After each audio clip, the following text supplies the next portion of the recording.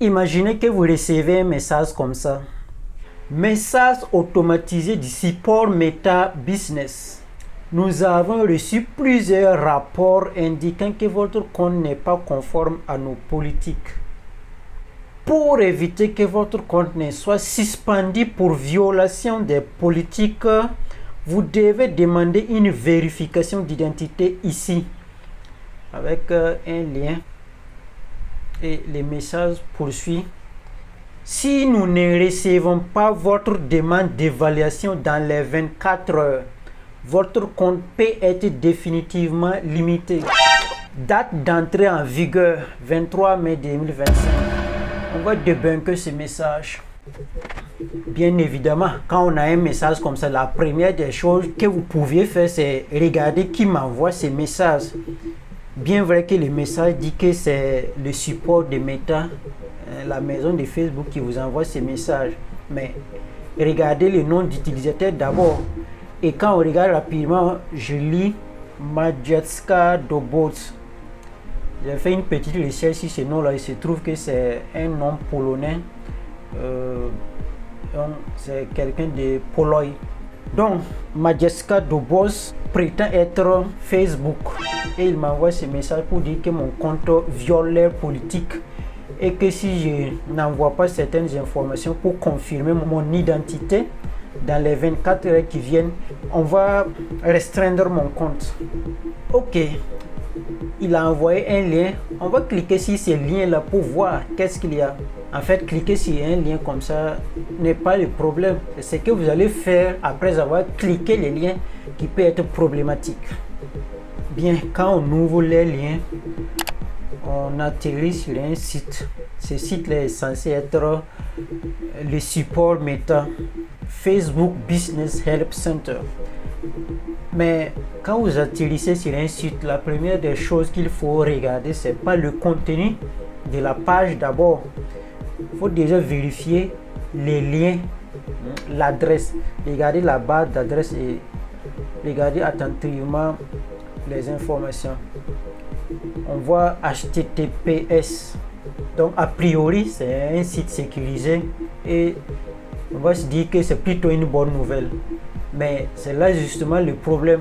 Si c'est un site sécurisé, ça va nous mettre en confiance. C'est que c'est quelque chose de sérieux. Sauf que quand on regarde la suite de l'adresse, on se rend vite compte que c'est pas une adresse de Facebook. Business ça veut rien dire. Et quand on regarde ça et on compare avec ceux de Meta, on voit que ça n'a rien à voir. Donc ce lien déjà est problématique. Maintenant, regardons le contenu du site. Et si le site, on demande notre adresse email, notre date de naissance, ce qui est absurde, notre numéro de téléphone et nous devons cliquer sur un bouton vérification. Moi, je vous déconseille de remplir ces formulaires. Donc, pour faire un peu sérieux, ils ajoutent quelques décorations. Alors, si vous remplissez ces cases-là, vous allez leur livrer les informations qui vont leur permettre d'accéder à votre compte. En fait, aujourd'hui, avec la double authentification un peu partout, le piratage par brute force est devenu un peu plus corsé parce que ça va demander beaucoup de temps, des jours, voire des semaines pour accéder à votre compte. Mais ce qu'on va utiliser, c'est votre faiblesse. Le côté faible, c'est le propriétaire, l'utilisateur du compte. Si on envoie un message putaclic, c'est-à-dire qui vous incite à cliquer, vous allez cliquer et livrer volontairement vos informations au lieu de passer des jours et des jours à vouloir accéder à votre compte par beaucoup de méthodes énergivores, tout ça. Et on va vous utiliser pour accéder à votre compte de façon astucieuse. Donc faites attention aux liens que vous recevez et sur quoi vous cliquez. On ne livre pas des informations comme ça. Il faut vérifier d'abord qui m'envoie cette information. Est-ce que celui qui m'envoie ces messages-là est celui qu'il prétend être? C'est aussi simple que cela. D'ailleurs, quand la personne s'est rendue compte que je ne veux pas me laisser avoir par son manège, il m'a tout simplement bloqué et désactivé son compte en question. Restez vigilant.